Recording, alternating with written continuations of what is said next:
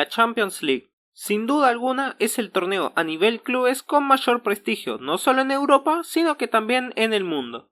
Es una competición que a lo largo del tiempo ha presenciado innumerables remontadas, partidos memorables, jugadores y equipos legendarios y una de las cosas que a mí más me encantan, las sorpresas. Hoy veremos 5 casos de clubes con poca historia europea o incluso desconocidos que han llegado muy lejos en la máxima competición europea. Hay algunos casos de equipos grandes en países pequeños o conocidos en las grandes ligas, y no quiero decir que sean malos. Evidentemente, algunas campañas serán más meritorias que otras. Como aclaración, al menos mencionaré equipos que hayan llegado desde cuartos de final para adelante. Y también no habrá ni un orden en específico de los casos. Así que sin nada más que decir, veamos estos casos. Empecemos con uno de los más recientes. Si bien el RB Leipzig ha ido ganando más reconocimiento mundial en los últimos años, debemos tener en cuenta que antes de la compra por parte de Red Bull en 2009, el club era completamente irrelevante.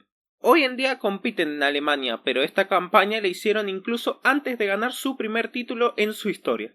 Vayamos a la temporada 2019-2020. En la fase de grupos pasaron como líderes del grupo G, por encima del Lyon, el Benfica y el Zenit de San Petersburgo. En octavos se enfrentaron al Tottenham Hotspur, el último subcampeón de la Champions, al que vencieron por un gol en Inglaterra y aplastaron por 3-0 en Alemania, avanzando así a los cuartos de final. Hubo que esperar hasta 5 meses para jugar los cuartos debido a cierta pandemia que afectó a todo el mundo, y por ello los enfrentamientos de aquí en adelante se jugarían a partido único en Lisboa.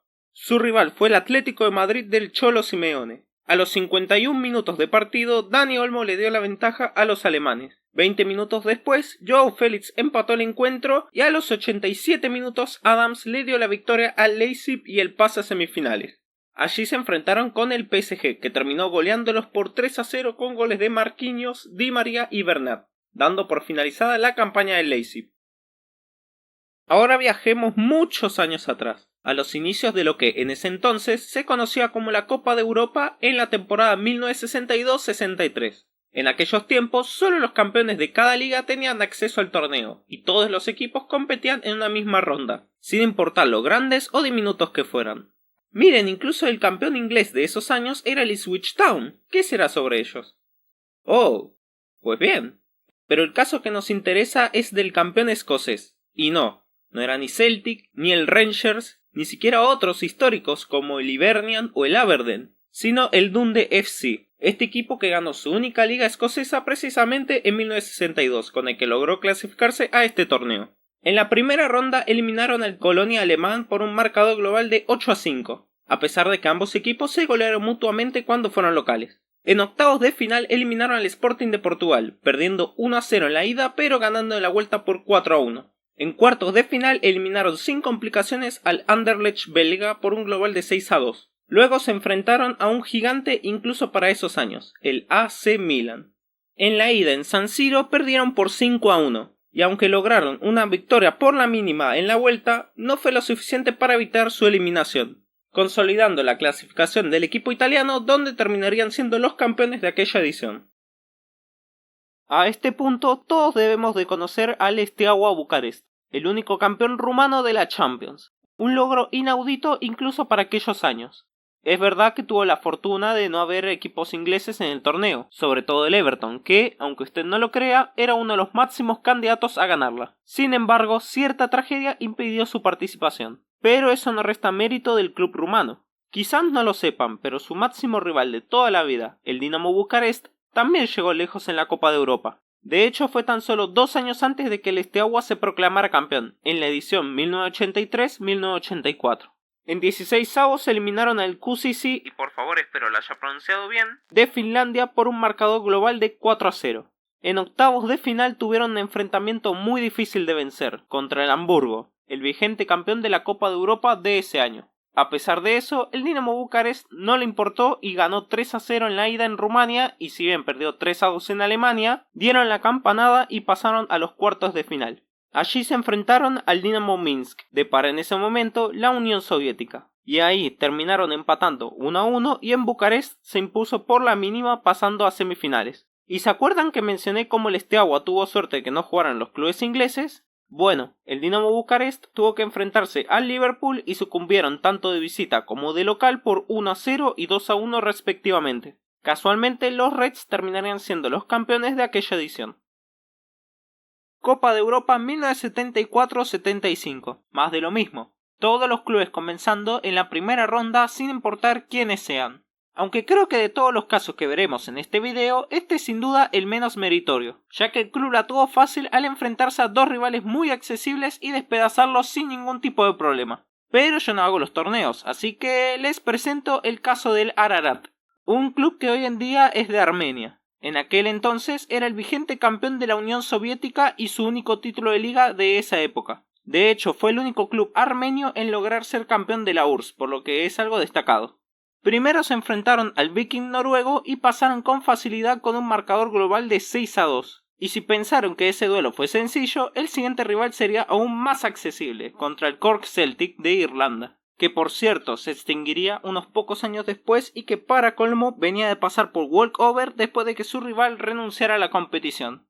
Resultado, un aplastante 7-1 en el global. No tuvieron piedad.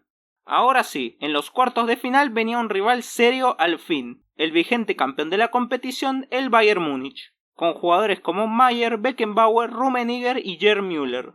En la ida jugada en territorio alemán, los bávaros ganaron por 2-0, y en la vuelta el conjunto soviético descontó en el minuto 35, por lo que solo necesitaba un gol para igualar el global. Sin embargo, ese gol nunca llegó y se quedaron fuera del torneo. Como deben de suponer, al igual que los últimos dos casos, el Bayern Múnich terminaría obteniendo el bicampeonato en esa temporada.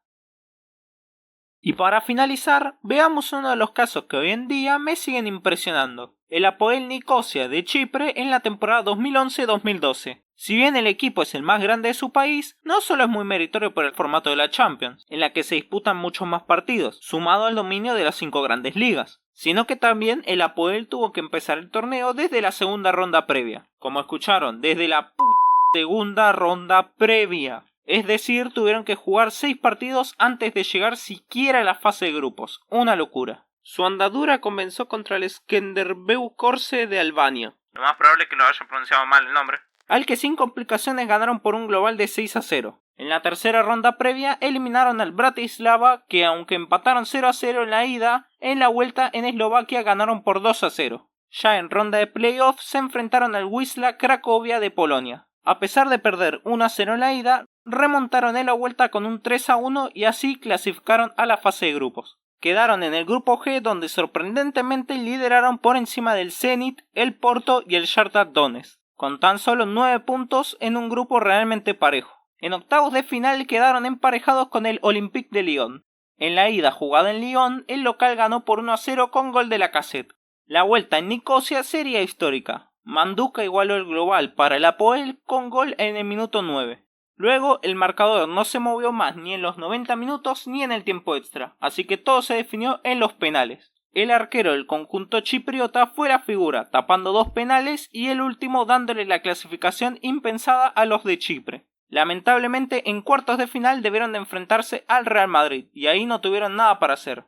En la ida perdieron 3-0 y en la vuelta en España fueron nuevamente goleados, esta vez por 5-2, terminando así con el cuento de hadas del Apoel. Y hasta aquí terminamos. Yo hice toda una lista de este tipo de casos de equipos que hayan llegado lejos en la Champions, así que si desean ver una segunda parte no duden en preguntarlo. Es interesante ver cómo estos equipos de alguna u otra forma hicieron historia en una competición tan exigente como es la Champions League, aunque tengamos en cuenta que el formato de antes era más accesible, por lo que siento que realmente es muy meritorio casos como el Leipzig y el Apoel, considerando que ahora juegan más equipos fuertes, no como antes que eran eliminatorias directas y solo iban los campeones. Pero bueno, si les gustó el video pueden darle like y suscribirse para ver más cosas futboleras, y lo agradecería un montón. Si quieren pueden seguirme en Twitter donde no soy tan activo y solo subo tonterías, pero ya recaen ustedes si quieren seguirme o no. Sin nada más que decir, Seba PES les dice, jueguen al PES en mi ausencia y hasta el próximo video.